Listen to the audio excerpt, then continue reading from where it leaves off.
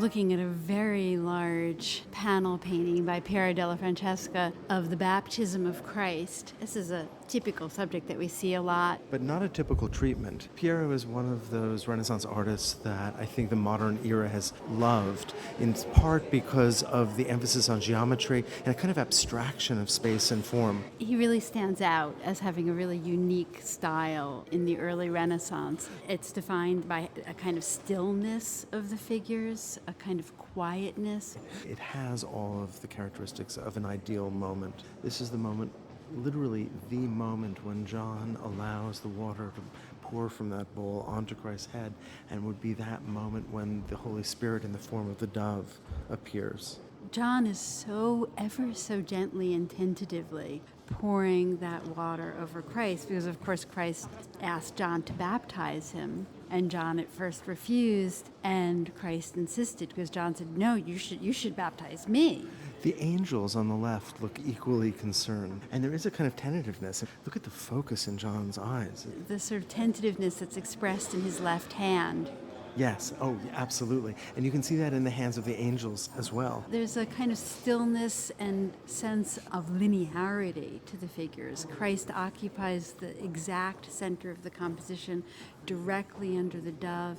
He stands in a lovely contrapposto with his hands in prayer. There is a really strict geometry. You have the verticality that you already mentioned, but not only the sort of the bilateral symmetry of Christ's body in the center of the canvas, but of John being quite straight, of the angels very erect, the tree, actually all of the trees. And then there's a series of perfect horizontals. Look at the way that John's belt continues the movement of the man who's taking off his shirt to the right, moves across Christ's waist, and picks up the belt of the middle angel. That's so right. You have a kind of perfect horizontal that moves across, that's echoed by the horizontality of the dove, whose line is continued by the clouds.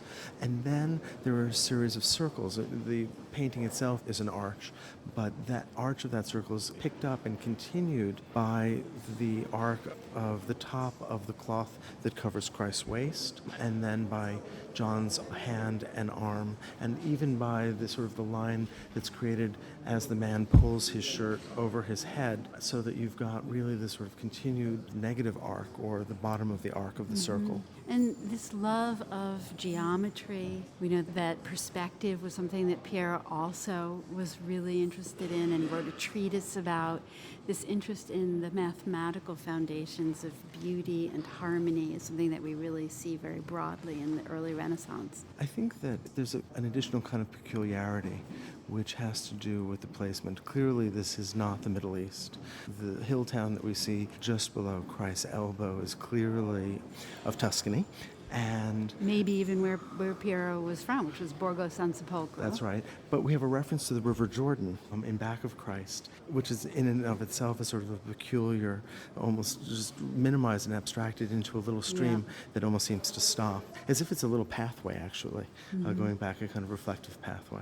There's a kind of intentionality here, and a kind of formality that I think is very appealing in the 21st century.